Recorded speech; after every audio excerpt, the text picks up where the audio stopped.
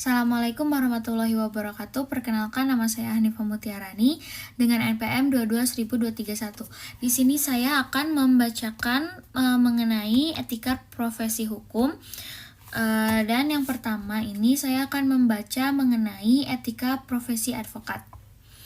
Komite Kerja Advokat Indonesia yang terdiri dari Ikatan Advokat Indonesia atau IKADIN, Asosiasi Advokat Indonesia atau AAI, Ikatan Penasihat Hukum Indonesia atau IPHI, Himpunan Advokat dan Pengacara Indonesia atau HAPI, Serikat Pengacara Indonesia atau SPI, Asosiasi Konsultan Hukum Indonesia atau AKHI, Himpunan Konsultan Hukum Pasar Modal atau HIKHPM secara bersama-sama telah mengeluarkan kode etik advokat sebagai berikut.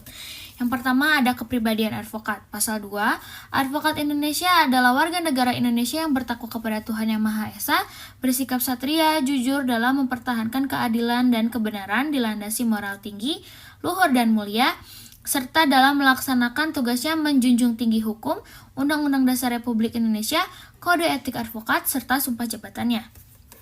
Pasal 3. A.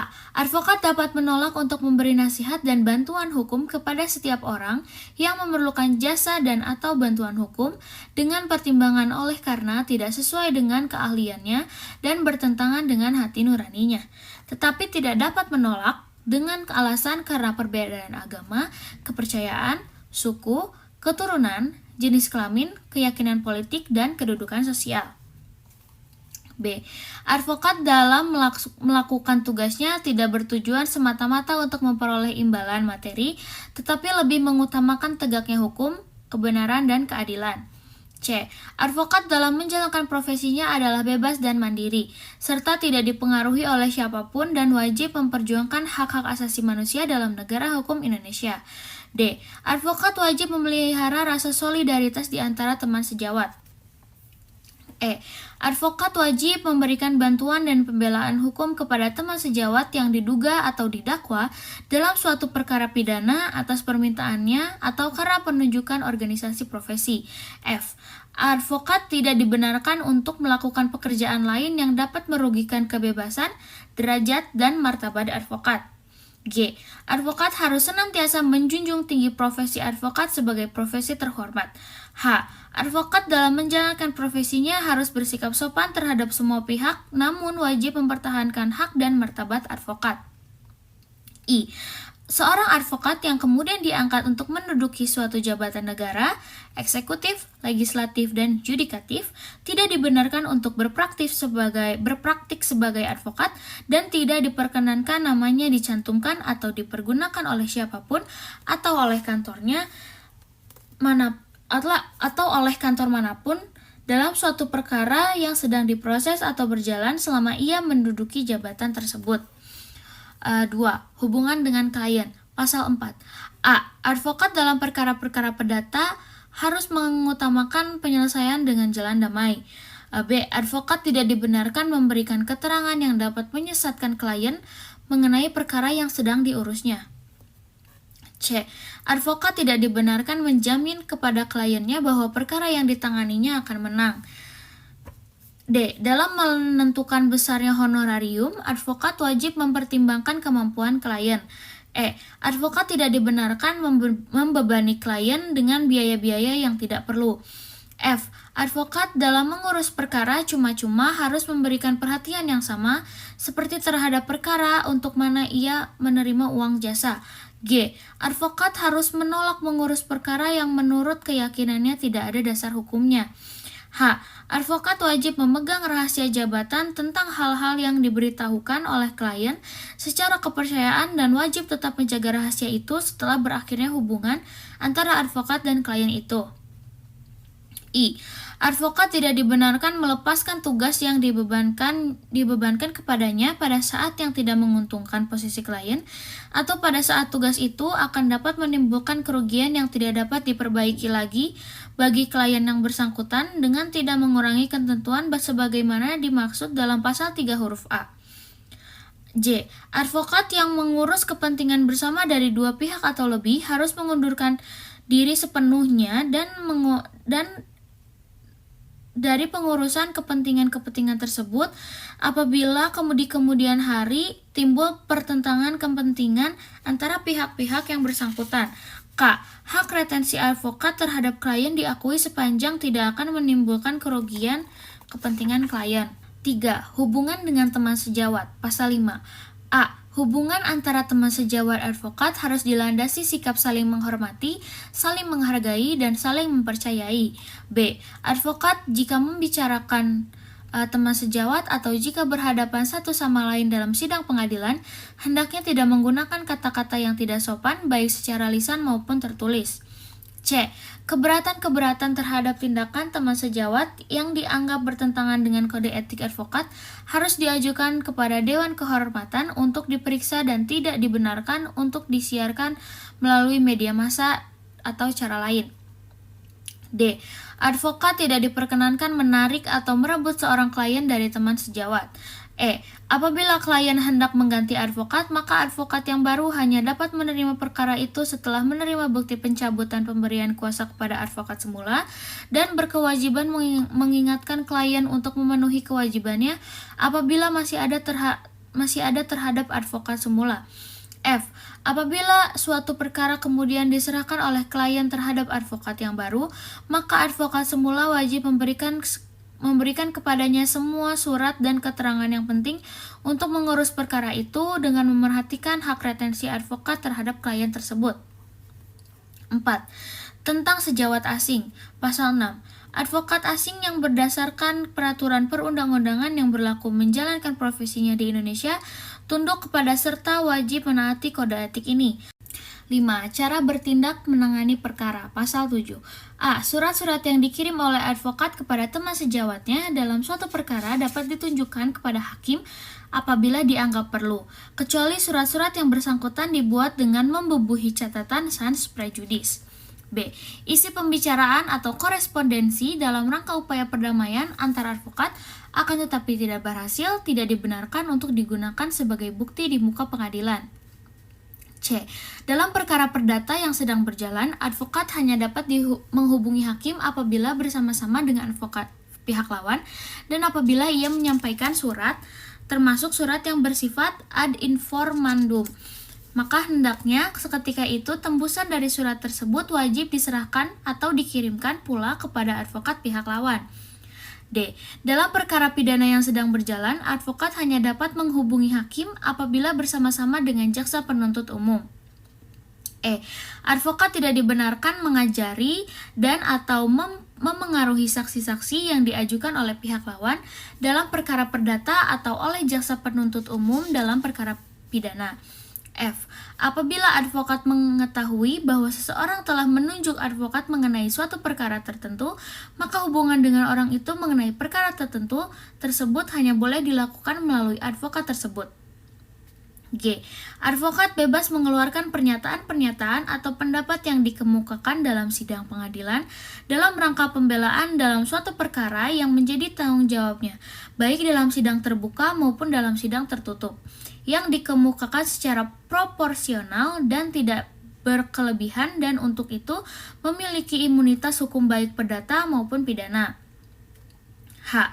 Advokat mempunyai kewajiban untuk memberikan bantuan hukum secara cuma-cuma atau pro deo bagi orang yang tidak mampu.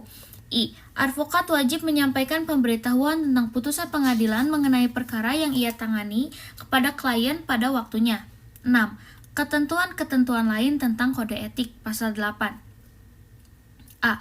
Profesi advokat dalam profesi yang mulia dan terhormat atau officium nobile dan karenanya dalam menjalankan profesi selaku penegak hukum di pengadilan sejajar dengan jaksa dan hakim yang dalam melaksanakan profesinya berada di bawah perlindungan hukum, undang-undang, dan kode etik ini.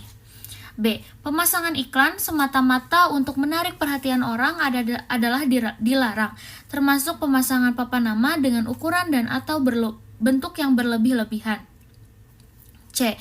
Kantor advokat atau cabangnya tidak dibenarkan diadakan di suatu tempat yang dapat merugikan kedudukan dan martabat advokat. D. Advokat tidak dibenarkan mengizinkan orang yang bukan advokat mencantumkan namanya sebagai advokat di papan nama kantor advokat atau mengizinkan orang mengizinkan orang yang bukan advokat tersebut untuk memperkenalkan dirinya sebagai advokat. Advokat tidak dibenarkan mengizinkan karyawan-karyawannya yang tidak berkualifikasi untuk mengurus perkara atau memberi nasihat hukum kepada klien dengan lisan atau dengan tulisan. Advokat tidak dibenarkan melalui media massa mencari publisitas bagi dirinya dan atau untuk menarik perhatian masyarakat mengenai tindakan-tindakannya sebagai advokat, mengenai perkara yang sedang atau telah ditanganinya, kecuali apabila keterangan-keterangan yang ia berikan itu bertujuan untuk menegakkan prinsip-prinsip hukum yang wajib diperjuangkan oleh setiap advokat. G. Advokat dapat mengundurkan diri dari perkara yang akan dan atau diurusnya apabila timbul perbedaan dan tidak dicapai kesepakatan tentang cara penanganan perkara dengan kliennya. H. Advokat yang sebelumnya pernah menjabat sebagai hakim atau panitera dari suatu lembaga peradilan tidak dibenarkan untuk memegang atau menangani perkara yang diperiksa pengadilan tempatnya terakhir bekerja selama 3 tahun semenjak ia berhenti dari pengadilan tersebut. 7. Pelaksanaan kode etik. Pasal 9. A. Setiap advokat wajib tunduk dan mematuhi kode etik advokat ini. B. Pengawasan atas pelaksanaan kode etik advokat ini dilakukan oleh Dewan Kehormatan. Selanjutnya ada kode etik profesi hakim. Menurut pasal 1 Undang-Undang Nomor 8 Tahun 1981 tentang Kitab Hukum Acara Pidana, hakim adalah pejabat peradilan negara yang diberi wewenang oleh undang-undang untuk mengadili. Kemudian mengadili diartikan sebagai rangkaian tindakan hakim untuk menerima, memeriksa dan memutus perkara berdasarkan asas bebas, jujur, serta tidak memihak di sidang pengadilan dalam hal menurut tata cara yang diatur dalam undang-undang. Menurut pasal 1 ayat 5 Undang-Undang Nomor 48 Tahun 2009 tentang kekuasaan kehakiman, menetapkan bahwa yang dimaksud dengan hakim adalah hakim pada Mahkamah Agung dan hakim pada peradilan yang berada di bawahnya dalam lingkungan peradilan umum, peradilan agama dan peradilan militer, peradilan tata usaha negara, dan hakim pada peradilan khusus yang berada pada lingkungan peradilan tersebut. Adapun hakim konstitusi adalah hakim pada Mahkamah Konstitusi. Hakim ad hoc adalah hakim yang bersifat sementara dan memiliki keahlian serta pengalaman di bidang tertentu untuk memeriksa, mengadili, juga memutus suatu perkara yang pengangkatannya diatur dalam undang-undang. Hakim memiliki kedudukan dan peranan yang sangat penting. Demi tegaknya negara hukum, itulah sebabnya Undang-Undang Dasar 1945 mengatur secara khusus masalah kekuasaan kehakiman, yakni dalam pasal 24 dan pasal 25. Penjelasan kedua pasal tersebut menegaskan bahwa kekuasaan kehakiman ialah kekuasaan yang merdeka. Artinya, terlepas dari pengaruh siapapun. Profesi hakim menempati posisi yang berbeda dalam berbagai sistem hukum. Walaupun demikian, disepakati bahwa hakim adalah penafsir utama norma hukum umum ke dalam peristiwa konkret yang terjadi. Wilayah kerja hakim secara fungsional di pengadilan melaksanakan dan menggali keadilan serta berusaha mengatasi segala hambatan dan rintangan untuk dapat tercapainya peradilan yang dikehendaki undang-undang. Oleh karena itu, harus menjunjung tinggi etika profesi. Profesi hakim memiliki sistem etika yang mampu menciptakan disiplin tata kerja dan menyediakan garis batas tata nilai, sehingga dapat dijadikan pedoman bagi hakim untuk menyelesaikan tugasnya dalam menjalankan fungsi juga mengemban profesinya, serta dijadikan pedoman perilaku keutamaan moral bagi hakim, baik dalam menjalankan fungsi profesi maupun dalam hubungan kemasyarakatan di luar kedinasan. Mahkamah Agung dan Komisi Yudisial telah mengeluarkan surat keputusan bersama nomor 047-KMA-4-4-2009 dan nomor 02-SKB-P KY-4-2009 tentang kode etik dan pedoman perilaku hakim yang mengatur perilaku hakim sebagai berikut. A. Berperilaku adil. Adil bermakna menempatkan sesuatu pada tempatnya dan memberikan yang menjadi haknya, didasarkan pada suatu prinsip bahwa semua orang sama kedudukannya di depan hukum. Dengan demikian, tuntutan yang paling mendasar dari keadilan adalah memberikan perlakuan dan kesempatan yang sama atau equality and fairness terhadap setiap orang. Oleh karenanya, seseorang melaksanakan tugas atau profesi di peradilan yang memikul tanggung jawab menegakkan hukum yang adil dan benar, serta harus selalu berlaku adil dengan tidak membeda-bedakan orang. Penerapan A. Umum. 1. Hakim wajib melaksanakan tugas-tugas hukumnya dengan menghormati asas praduga tak bersalah tanpa mengharapkan imbalan. 2. Hakim wajib tidak memihak baik di dalam maupun di luar pengadilan, dan tetap menjaga serta menumbuhkan kepercayaan masyarakat pencari keadilan. 3. Hakim wajib menghindari hal-hal yang dapat mengakibatkan pencabutan haknya untuk mengadili perkara yang bersangkutan. 4. Hakim dilarang memberikan kesan bahwa salah satu pihak yang tengah berperkara atau kuasanya termasuk penuntut dan saksi berada dalam posisi yang istimewa untuk memengaruhi hakim yang bersangkutan. 5. Hakim dalam menjalankan tugas yudisialnya dilarang menunjukkan rasa suka atau tidak suka, keberpihakan, prasangka, atau pelecehan terhadap suatu ras, jenis kelamin, agama, asal kebangsaan, perbedaan kemampuan fisik atau mental, usia atau status ekonomi, maupun atas dasar kedekatan hubungan dengan pencari keadilan atau pihak-pihak yang terlibat dalam proses peradilan, baik melalui perkataan maupun tindakan. 6. Hakim dalam suatu proses persidangan wajib meminta kepada semua pihak yang terlibat proses persidangan untuk menerapkan standar perilaku sebagaimana dimaksud dalam butir kelima. 7. Hakim dilarang bersikap, mengeluarkan perkataan atau melakukan tindakan lain yang dapat menimbulkan kesan memihak, berprasangka, mengancam atau menyudutkan para pihak atau kuasanya atau saksi-saksi, dan harus pula menerapkan standar perilaku yang sama bagi advokat, penuntut, pegawai pengadilan, atau pihak lain yang tunduk pada arahan dan pengawasan hakim yang bersangkutan. 8. Hakim harus memberikan keadilan kepada semua pihak dan tidak beriktikad semata-mata untuk menghukum. 9. Hakim dilarang menyuruh atau mengizinkan pegawai pengadilan atau pihak-pihak lain untuk memengaruhi, mengarahkan, atau mengontrol jalannya sidang, sehingga menimbulkan perbedaan perlakuan terhadap para pihak yang terkait dengan perkara. B. Mendengar kedua belah pihak. 1. Hakim harus memberikan kesempatan yang sama kepada setiap orang, khususnya pencari keadilan atau kuasanya yang mempunyai kepentingan dalam suatu proses hukum di pengadilan. 2. Hakim tidak boleh berkomunikasi dengan pihak yang berperkara di luar persidangan, kecuali dilakukan dalam lingkungan gedung pengadilan demi kepentingan kelancaran persidangan yang dilakukan secara terbuka, diketahui pihak-pihak yang berperkara tidak melanggar prinsip persamaan perlakuan dan ketidakberpihakan. 2. Berperilaku jujur. Kejujuran bermakna dapat dan berani menyatakan bahwa yang benar adalah benar dan yang salah adalah salah. Kejujuran mendorong terbentuknya pribadi yang kuat dan membangkitkan kesadaran akan hakikat yang hak dan batil. Dengan demikian, akan terwujud sikap pribadi yang tidak berpihak terhadap setiap orang, baik dalam persidangan maupun di luar persidangan.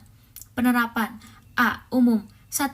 Hakim harus berperilaku jujur atau fair dan menghindari perbuatan yang tercela atau yang dapat menimbulkan kesan tercela. 2. Hakim harus memastikan bahwa sikap, tingkah laku dan tindakannya baik di dalam maupun di luar pengadilan. Selalu menjaga serta meningkatkan kepercayaan masyarakat, penegak hukum lain juga para pihak berperkara, sehingga tercermin sikap ketidakberpihakan hakim dan lembaga peradilan atau impartiality. B. Pemberian hadiah dan sejenisnya. 1.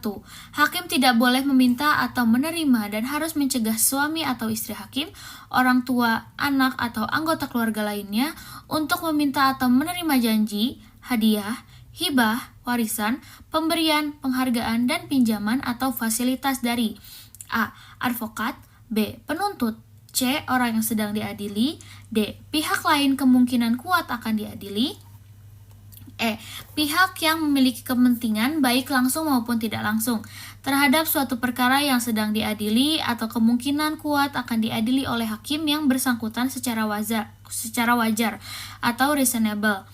Patut dianggap bertujuan atau mengandung maksud untuk memengaruhi hakim dalam menjalankan tugas peradilannya.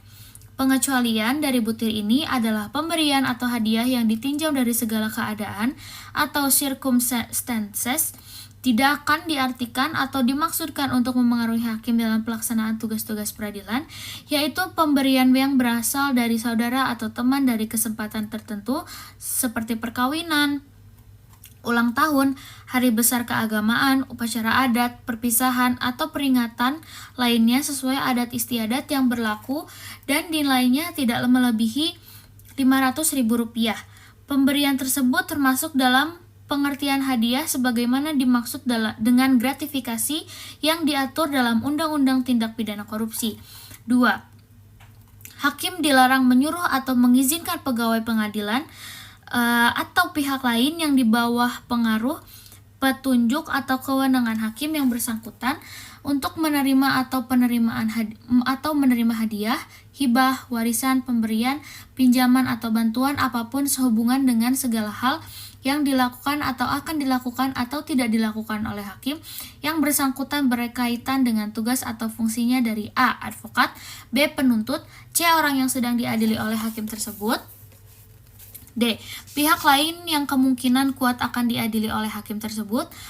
Pihak yang memiliki berkepentingan baik langsung maupun tidak langsung terhadap suatu perkara yang sedang diadili atau kemungkinan kuat akan diadili oleh hakim yang bersangkutan secara wajar patut diduga bertujuan untuk memengaruhi hakim dalam menjalankan tugas peradilannya.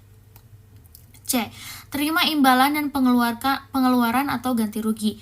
Hakim dapat menerima imbalan dan atau kompensasinya biaya untuk kegiatan ekstrayudisial dari pihak yang tidak mempunyai konflik kepentingan sepanjang imbalan dan atau kompensasi tersebut tidak memengaruhi pelaksanaan tugas-tugas yudisial dari hakim yang bersangkutan. D. Pencatatan dan pelaporan hadiah kekayaan. 1.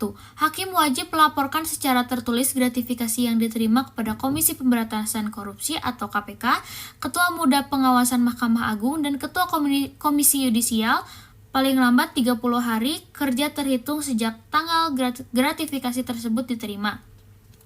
2. Hakim wajib menyerahkan laporan kekayaan kepada Komisi Pemberantasan Korupsi sebelum, selama, dan setelah menjabat, serta bersedia diperiksa kekayaannya sebelum, selama, dan setelah menjabat. 3. Berperilaku arif dan bijaksana. Arif dan bijaksana bermakna mampu bertindak sesuai dengan norma-norma yang hidup dalam masyarakat, baik hukum, keagamaan, kebiasaan-kebiasaan, maupun kesusilaan dengan memerhatikan situasi dan kondisi pada saat itu, serta mampu memperhitungkan akibat dari tindakannya. Perilaku yang arif dan bijaksana mendorong terbentuknya pribadi berwawasan luas, mempunyai tenggang rasa tinggi, bersikap hati-hati, sabar, dan santun. Penerapan. A. Umum. 1. Hakim wajib menghindari tindakan tercela. 2. Hakim dalam hubungan pribadinya dengan anggota profesi hukum lain yang secara teratur beracara di pengadilan wajib menghindari situasi yang dapat menimbulkan kecurigaan atau sikap keberpihakan. 3. Hakim dilarang mengadili perkara di mana anggota keluarga hakim yang bersangkutan bertindak mewakili suatu pihak yang berperkara atau sebagai pihak yang memiliki kepentingan dengan perkara tersebut. 4. Hakim dilarang mengizinkan tempat kediamannya digunakan oleh seorang anggota suatu profesi hukum untuk menerima klien atau menerima anggota-anggota lainnya dari profesi hukum tersebut. 5. Hakim dalam menjalankan tugas-tugas yudisialnya wajib terbebas dari pengaruh keluarga dan pihak ketiga lainnya. 6. Hakim dilarang menggunakan wibawa pengadilan untuk kepentingan pribadi, keluarga, atau pihak ketiga lainnya. 7. Hakim dilarang mempergunakan keterangan yang diperolehnya dalam proses peradilan untuk tujuan lain yang tidak terkait dengan wewenang dan tugas yudisialnya. 8. Hakim dapat membentuk atau ikut serta dalam organisasi para hakim atau turut serta dalam lembaga yang mewakili kepentingan para hakim. 9. Hakim berhak melakukan kegiatan ekstrayudisial sepanjang tidak mengganggu pelaksanaan tugas yudisial, antara lain menulis, memberi kuliah, mengajar, dan turut serta dalam kegiatan-kegiatan yang berkenan dengan hukum, sistem hukum, ketatalaksanaan, keadilan, atau hal-hal yang terkait dengannya. B. Pemberian pendapat atau keterangan kepada publik. 1. Hakim dilarang mengeluarkan pernyataan kepada masyarakat yang dapat memengaruhi, menghambat, atau mengganggu berlangsungnya proses peradilan yang adil, independen, dan tidak memihak. 2. Hakim tidak boleh memberi keterangan atau pendapat mengenai substansi suatu perkara di luar proses persidangan pengadilan, baik terhadap perkara yang diperiksa atau diputusnya maupun perkara lain. 3. Hakim yang diberikan tugas resmi oleh pengadilan dapat menjelaskan kepada masyarakat tentang prosedur beracara di pengadilan atau informasi lain yang tidak berhubungan dengan substansi perkara dari suatu perkara. 4. Hakim dapat memberikan keterangan atau menulis artikel dalam surat kabar atau terbitan berkala dan bentuk-bentuk kontribusi lainnya yang dimaksudkan untuk menginformasi kepada masyarakat mengenai hukum atau administrasi peradilan secara umum yang tidak berhubungan dengan masalah substansi perkara tertentu. 5. Hakim tidak boleh memberi keterangan, pendapat, komentar, kritik, atau pembenaran secara terbuka atau atas suatu perkara atau putusan pengadilan baik yang belum maupun sudah mempunyai kekuatan hukum tetap dalam kondisi apapun. 6. Hakim tidak boleh memberi keterangan, pendapat, komentar, kritik, atau pembenaran secara terbuka atas suatu putusan pengadilan yang telah memiliki kekuatan hukum tetap, kecuali dalam sebuah forum ilmiah yang hasilnya tidak dimaksudkan untuk dipublikasikan, yang dapat memengaruhi putusan hakim dalam perkara lain. C. Kegiatan keilmuan, sosial, kemasyarakatan, dan kepartaian. 1. Hakim dapat menulis, memberi kuliah, mengajar, dan berpartisipasi dalam kegiatan keilmuan atau suatu upaya pencerahan mengenai hukum, sistem hukum, administrasi peradilan, dan non-hukum, selama kegiatan-kegiatan tersebut tidak dimaksudkan untuk memanfaatkan posisi hakim dalam membahas suatu perkara. 2. Hakim boleh menjabat sebagai pengurus atau anggota organisasi nirlaba yang bertujuan untuk perbaikan hukum, sistem hukum, administrasi pengadilan, lembaga pendidikan, dan sosial kemasyarakatan, sepanjang tidak memengaruhi sikap kemandirian hakim. 3. Hakim tidak boleh menjadi pengurus atau anggota dari partai politik atau secara terbuka menyatakan dukungan terhadap salah satu partai politik atau terlibat dalam kegiatan yang dapat menimbulkan persangkaan beralasan bahwa hakim tersebut mendukung suatu partai politik. 4. Hakim dapat berpartisipasi dalam kegiatan kemasyarakatan dan amal yang tidak mengurangi sikap netral atau ketidakberpihakan hakim. 4. Bersikap mandiri. Mandiri bermakna mampu bertindak sendiri tanpa bantuan pihak lain, bebas dari campur tangan siapapun, dan bebas dari pengaruh apapun. Sikap mandiri mendorong terbentuknya perilaku hakim yang tangguh, berpegang teguh pada prinsip, dan keyakinan atas kebenaran sesuai tuntutan moral serta ketentuan hukum yang berlaku. Penerapan. 1. Hakim harus menjalankan fungsi peradilan secara mandiri dan bebas dari pengaruh, tekanan, ancaman, atau bujukan, baik bersifat langsung maupun tidak langsung dari pihak manapun. 2. Hakim wajib bebas dari hubungan yang tidak patut dengan lembaga eksekutif maupun legislatif, serta kelompok lain yang berpotensi mengancam kemandirian atau independensi hakim dan badan peradilan. 3. Hakim wajib berperilaku mandiri guna memperkuat kepercayaan masyarakat terhadap badan peradilan. 5. Berintegritas tinggi. Integritas bermakna sikap dan kepribadian yang utuh, berwibawa, jujur, dan tidak tergoyahkan. Integritas tinggi pada hakikatnya terwujud pada sikap setia dan tangguh berpegang pada nilai-nilai atau norma-norma yang berlaku dalam melaksanakan tugas. Integritas tinggi akan mendorong terbentuknya pribadi yang berani menolak godaan dan segala bentuk intervensi dengan mengedepankan tuntutan hati nurani untuk menegakkan kebenaran juga keadilan serta selalu berusaha melakukan tugas dengan cara terbaik untuk mencapai tujuan. Penerapan. A. Umum. 1. Hakim harus berperilaku tidak tercela. 2. Hakim tidak boleh mengadili suatu perkara apabila memiliki konflik kepentingan, baik karena hubungan pribadi dan kekeluargaan atau hubungan-hubungan lain yang beralasan atau reasonable patut diduga mengandung konflik konflik kepentingan. 3. Hakim harus menghindari hubungan baik langsung maupun tidak langsung dengan advokat, penuntut, dan pihak-pihak dalam suatu perkara tengah diperiksa oleh hakim yang bersangkutan. Hakim harus membatasi 4. Hakim harus membatasi hubungan akrab baik langsung maupun tidak langsung dengan advokat yang sering berperkara di wilayah hukum pengadilan tempat hakim tersebut menjabat. 5. Pimpinan pengadilan diperbolehkan menjalin hubungan yang wajar dengan lembaga eksekutif dan legislatif serta dapat memberikan keterangan, pertimbangan, juga nasihat hukum selama hal tersebut tidak berhubungan dengan suatu perkara yang sedang disidangkan atau yang diduga dapat diajukan ke pengadilan. 6. Hakim wajib bersikap terbuka dan memberikan informasi mengenai kepentingan pribadi yang menunjukkan tidak adanya konflik kepentingan dalam menangani suatu perkara. 7. Hakim dilarang melakukan tawar-menawar putusan, memperlambat pemeriksaan perkara, menunda eksekusi, atau menunjukkan advokat tertentu dalam menangani suatu perkara di pengadilan, kecuali ditentukan oleh undang-undang. B. Konflik kepentingan. 1. Hubungan pribadi dan kekeluargaan. A. Hakim dilarang mengadili suatu perkara apabila memiliki hubungan keluarga, ketua majelis, hakim anggota lainnya, penuntut, advokat, dan panitera yang menangani perkara tersebut. B. Hakim dilarang mengadili suatu perkara apabila hakim itu memiliki hubungan pertemanan yang akrab dengan pihak yang berperkara, penuntut, advokat yang menangani perkara tersebut. 2. Hubungan pekerjaan. A. Hakim dilarang mengadili suatu perkara apabila pernah mengadili atau menjadi penuntut, advokat, atau panitera dalam perkara tersebut dalam persidangan di pengadilan tingkat yang lebih rendah. B. Hakim dilarang mengadili suatu perkara apabila pernah menangani hal-hal yang berhubungan dengan perkara atau dengan para pihak yang akan diadili saat menjalankan pekerjaan atau profesi lain sebelum menjadi hakim.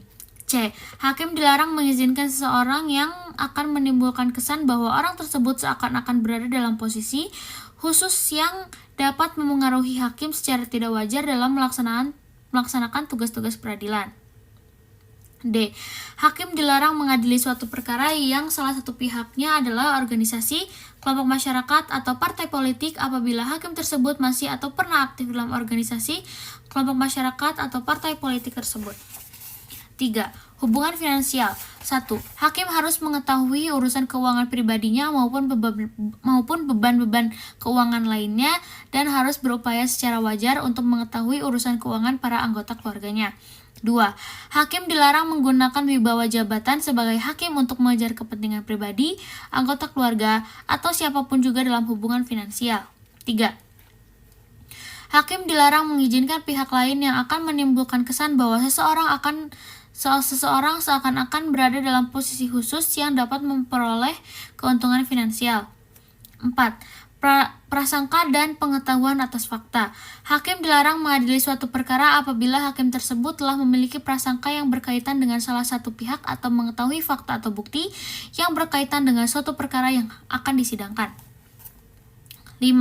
Hubungan dengan pemerintah daerah. Hakim dilarang menerima janji, hadiah, hibah, pemberian, pinjaman, atau manfaat lainnya, khususnya yang bersifat rutin atau terus-menerus dari pemerintah daerah, maupun pemberian tersebut tidak mempengaruhi pelaksanaan tugas-tugas yudisial. C. Tata cara pengunduran diri. 1. Hakim yang memiliki konflik kepentingan sebagaimana diatur dalam butir B, wajib mengundurkan diri dari memeriksa dan mengadili perkara yang bersangkutan. Keputusan untuk mengundurkan diri harus dibuat seawal mungkin untuk mengurangi dampak negatif yang mungkin timbul terhadap lembaga peradilan atau persangkaan bahwa peradilan tidak dijalankan secara jujur dan tidak berpihak. 2. Apabila muncul keraguan-raguan bagi hakim mengenai kewajiban mengundurkan diri, memeriksa dan mengadili suatu perkara, wajib meminta pertimbangan ketua. 6. Bertanggung jawab.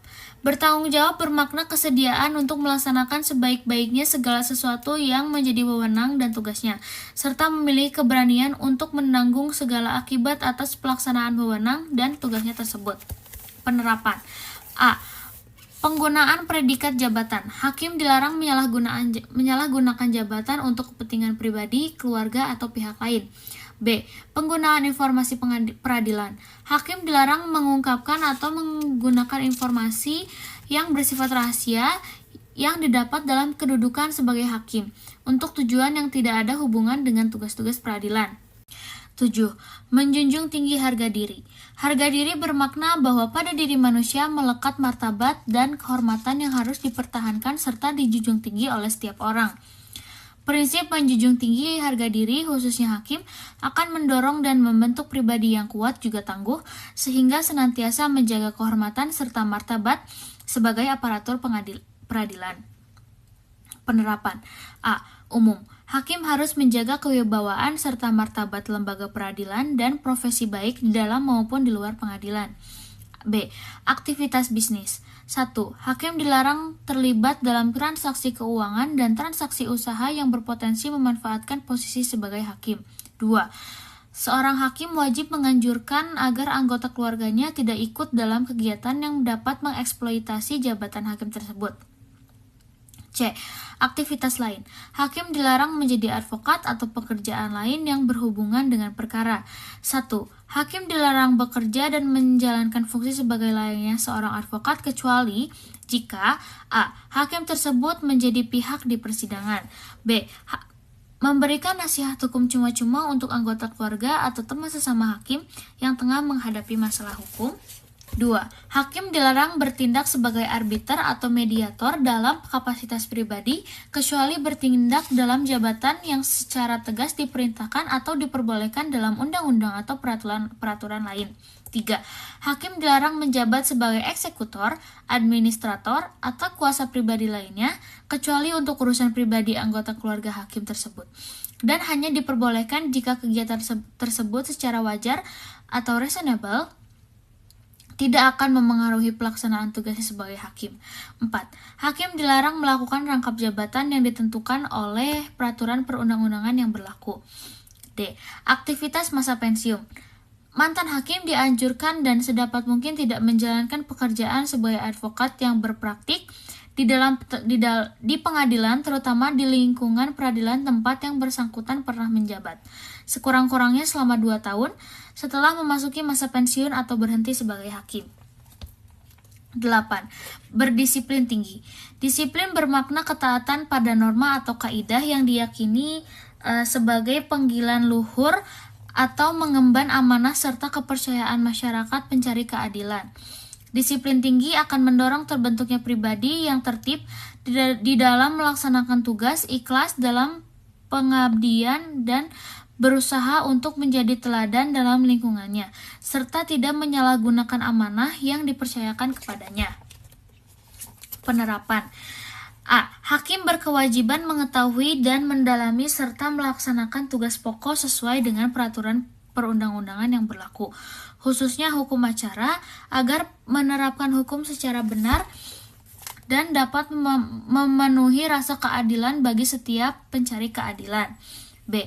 Hakim harus menghormati hak-hak para pihak dalam proses peradilan dan berusaha mewujudkan pemeriksaan perkara secara sederhana, cepat, dan biaya ringan. C. Hakim harus membantu para pihak dan berusaha mengatasi segala hambatan dan rintangan untuk mewujudkan peradilan yang sederhana, cepat, dan biaya ringan sesuai dengan peraturan perundang-undangan yang berlaku. D. Ketua pengadilan atau hakim yang ditunjuk harus mendistribusikan perkara kepada majelis hakim secara adil dan merata, serta menghindari pendistribusian perkara kepada hakim yang memiliki konflik kepentingan. 9. Berperilaku rendah hati. Rendah hati bermakna kesadaran akan keterbatasan kemampuan diri, jauh dari kesempurnaan, dan terhindar dari setiap bentuk keangkuhan. Rendah hati akan mendorong terbentuknya sikap realistis, mau membuka diri untuk terus belajar, menghargai pendapat orang lain, menumbuh kembangkan sikap tanggang rasa, serta mewujudkan kesederhanaan, penuh rasa syukur, dan ikhlas di dalam mengemban tugas. Penerapan. A. Pengabdian. Hakim harus melaksanakan pekerjaan sebagai sebuah pengabdian dan tulus. Pekerjaan hakim bukan semata-mata sebagai mata pencaharian dalam lapangan kerja untuk mendapat penghasilan materi, melainkan sebuah amanat yang akan dipertanggungjawabkan kepada masyarakat dan Tuhan Yang Maha Esa. B. Popularitas. Hakim tidak boleh bersikap bertingkah laku atau melakukan tindakan mencari popularitas, pujian, penghargaan, dan sanjungan dari siapapun juga. 10. Bersikap profesional. Profesional bermakna suatu sikap moral dilandasi oleh tekad untuk melaksanakan pekerjaan yang dipilihnya dengan kesungguhan, didukung oleh keahlian atas dasar pengetahuan, keterampilan, dan wawasan luas. Sikap profesional akan mendorong terbentuknya pribadi yang senantiasa menjaga dan mempertahankan mutu pekerjaan, serta berusaha untuk meningkatkan pengetahuan dan kinerja, sehingga tercapai setinggi-tingginya mutu hasil pekerjaan efektif dan efisien. Penerapan. A. Hakim harus mengambil langkah-langkah untuk memelihara dan meningkatkan pengetahuan, keterampilan, dan kualitas pribadi untuk dapat melaksanakan tugas-tugas peradilan secara baik. B. Hakim harus secara tekun melaksanakan tanggung jawab administratif dan bekerja sama dengan para hakim dan pejabat pengadilan lain dalam menjalankan administrasi peradilan. C. Hakim wajib mengutamakan tugas yudisialnya di atas kegiatan yang lain secara profesional. D. Hakim wajib menghindari terjadi kekeliruan dalam membuat keputusan atau mengakibatkan fakta yang dapat terjerat terdakwa atau para pihak, atau dengan sengaja membuat pertimbangan yang menguntungkan terdakwa atau para pihak dalam mengadili suatu perkara yang ditanganinya. Selanjutnya, saya akan membacakan mengenai kode etik profesi notaris. Berdasarkan pasal 83 ayat 1 Undang-Undang Nomor 30 Tahun 2004 tentang Notaris, Ikatan Notaris Indonesia atau INI pada Kongres Luar Biasa di Bandung pada tanggal 27 Januari 2005 telah menetapkan kode etik yang terdapat dalam pasal 13 Anggaran Dasar, yaitu 1. Kewajiban larangan dan pengecualian. Kewajiban pasal 3, notaris dan orang lain yang memangku dan menjalankan jabatan notaris wajib A. Memiliki moral, akhlak, serta kepribadian yang baik. 2. B. Menghormati dan menjunjung tinggi harkat dan martabat jabatan notaris. C. Menjaga dan membela kehormatan perkumpulan. D. Bertindak jujur, mandiri, tidak berpihak, penuh rasa tanggung jawab berdasarkan peraturan perundang-undangan dan isi sumpah jabatan notaris. E. Meningkatkan ilmu pengetahuan yang telah dimiliki, tidak terbatas pada ilmu pengetahuan hukum dan kenotariatan. F. Mengutamakan pengabdian kepada kepentingan masyarakat dan negara. G. Memberikan jasa pembuatan akta dan jasa kenotarisan lainnya untuk masyarakat yang tidak mampu tanpa memungut honorarium. H. Menetapkan satu kantor di tempat kedudukan dan kantor tersebut merupakan satu-satunya kantor bagi notaris yang bersangkutan dalam melaksanakan tugas jabatan sehari-hari. I. Memasang satu buah papan nama di depan atau di lingkungan kantornya dengan pilihan ukuran yaitu 100 cm x 40 cm, 150 cm x 60 cm, atau 200 cm x 80 cm yang memuat 1. Nama lengkap dan gelar yang sah. 2. Tanggal dan nomor surat keputusan pengangkatan yang terakhir sebagai notaris. 3. Tempat kedudukan. 4. Alamat kantor dan nomor telepon atau faks. Dasar papan nama berwarna putih dengan huruf berwarna hitam, dan tulisan di papan nama harus jelas dan mudah dibaca, kecuali di lingkungan kantor tersebut tidak dimungkinkan untuk pemasangan papan nama dimaksud. J. Hadir, mengikuti, dan berpartisipasi aktif dalam setiap kegiatan yang diselenggarakan oleh perkumpulan, menghormati, mematuhi, melaksanakan setiap dan seluruh keputusan perkumpulan. K. Membayar uang iuran perkumpulan secara tertib. L. Membayar uang duka untuk membantu ahli waris teman sejawat yang meninggal dunia. M. Melaksanakan dan mematuhi semua ketentuan tentang honorarium ditetapkan perkumpulan. N. Menjalankan jabatan notaris terutama dalam pembuatan, pembacaan, dan penandatanganan akta dilakukan di kantornya, kecuali alasan-alasan yang sah. O. Menciptakan suasana kekeluargaan dan kebersamaan dalam melaksanakan tugas jabatan dan kegiatan sehari-hari, serta saling memperlakukan rekan sejawat secara baik, saling menghormati, saling menghargai, saling membantu, serta selalu berusaha menjalin komunikasi dan tali silaturahmi. P.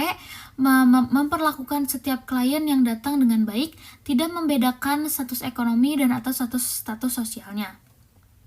Q. Melakukan perbuatan-perbuatan secara umum disebut sebagai kewajiban yang untuk ditaati dan dilaksanakan antara lain namun tidak terbatas pada ketentuan yang tercantum dalam 1. Undang-Undang Nomor 30 Tahun 2004 tentang Jabatan Notaris. 2. Penjelasan pasal 19 ayat 2 Undang-Undang Nomor 30 Tahun 2004 tentang Jabatan Notaris. 3. Isi sumpah jabatan notaris. 4. Anggaran dasar dan anggaran rumah tangga Ikatan Notaris Indonesia. 2. Larangan. Pasal 4. Notaris dan orang lain yang memangku dan menjalankan jabatan notaris dilarang: A. Mempunyai lebih dari satu kantor baik cabang ataupun perwakilan. B. Memasang pagan hama atau tulisan yang berbunyi notaris atau kantor notaris di luar lingkungan kantor. C. Melakukan publikasi atau promosi diri baik sendiri maupun secara bersama-sama dengan mencantumkan nama dan jabatannya menggunakan sarana media cetak atau alat elektronik dalam bentuk 1. Iklan, 2. Ucapan selamat, 3. Ucapan bela sungkawa, 4. Ucapan terima kasih, 5. Kegiatan pemasaran, 6. Kegiatan sponsor baik dalam bidang sosial, keagamaan, maupun olahraga. D. Bekerja sama dengan biro jasa atau orang atau badan hukum yang pada hakikatnya bertindak sebagai perantara untuk mencari atau mendapat klien, menandatangani akta yang proses pembuatan minutanya telah dipersiapkan oleh pihak lain. F. Mengirimkan minuta kepada klien untuk ditandatangani. G. Berusaha atau berupaya dengan jalan apapun agar seseorang berpindah dari notaris lain kepadanya, baik upaya itu ditujukan langsung kepada klien yang bersangkutan maupun melalui perantara orang lain. H. Melakukan pemaksaan kepada klien dengan cara menahan dokumen yang telah diserahkan dan atau melakukan tekanan psikologis dengan maksud agar klien tersebut tetap membuat akta padanya. I. Melakukan usaha-usaha baik langsung maupun tidak langsung yang menjurus ke arah timbulnya persaingan yang tidak sehat dengan sesama rekan notaris. J. Menetapkan honorarium yang dibayar oleh klien dalam jumlah yang lebih rendah dari honorarium yang telah ditetapkan perkumpulan. K. Memperkerjakan dengan sengaja orang yang masih berstatus karyawan kantor notaris lain tanpa persetujuan terlebih dahulu dari notaris yang bersangkutan. L. Menjelekkan atau mempersalahkan rekan notaris atau akta yang dibuat olehnya dalam hal seorang notaris menghadapi dan atau menemukan suatu akta yang dibuat oleh rekan sejawat tapi ternyata di dalamnya terdapat kesalahan-kesalahan yang serius dan atau membahayakan klien, maka notaris tersebut wajib memberitahukan kepada rekan sejawat yang bersangkutan atas kesalahan yang dibuatnya dengan cara yang tidak bersifat menggurui, melainkan untuk mencegah timbulnya hal-hal yang tidak diinginkan terhadap klien yang bersangkutan ataupun rekan sejawat tersebut. M. Membentuk kelompok sesama rekan sejawat yang bersifat eksklusif dengan tujuan untuk melayani kepentingan suatu instansi atau lembaga, apalagi menutup kemungkinan bagi notaris lain untuk berpartisipasi. N. Menggunakan dan mencantumkan gelar yang tidak sesuai dengan peraturan perundang-undangan yang berlaku. O. Melakukan perbuatan-perbuatan lain yang secara umum disebut sebagai pelanggaran terhadap kode etik notaris, antara lain namun tidak terbatas pada pelanggaran-pelanggaran terhadap 1. Ketentuan-ketentuan dalam Undang-Undang Nomor 30 Tahun 2004 tentang Jabatan Notaris. 2. Penjelasan pasal 19 ayat 2 Undang-Undang Nomor 30 Tahun 2004 tentang Jabatan Notaris. 3. Isi sumpah jabatan notaris. 4. Hal-hal yang menurut ketentuan anggaran dasar, anggaran rumah tangga, dan atau keputusan-keputusan lain yang telah ditetapkan oleh organisasi Ikatan Notaris Indonesia tidak boleh dilakukan oleh anggota. 3. Pengecualian. Pasal 5. Hal-hal yang tersebut di bawah ini merupakan pengecualian oleh karena itu tidak termasuk pelanggaran, yaitu A. Memberikan ucapan selamat, ucapan berduka cita dengan mempergunakan kartu ucapan, surat, karangan bunga, ataupun media lainnya yang tidak mencantumkan notaris tetapi hanya nama saja. B. Pemuatan nama dan alamat notaris dalam buku panduan telepon, faks, dan telex yang diterbitkan secara resmi oleh PT Telkom dan atau instansi-instansi dan atau lembaga resmi lainnya. C. Memasang satu tanda petunjuk jalan dengan huruf tidak melebihi 20 cm x 50 cm, dasar berwarna putih, huruf berwarna hitam, tanpa mencantumkan nama notaris, serta dipasang dalam radius maksimum 100 meter dari kantor notaris. Mungkin sekian yang bisa saya bacakan dari buku Etika Profesi Hukum Dr. Mardani ini. Kurang lebihnya mohon maaf. Wassalamualaikum warahmatullahi wabarakatuh.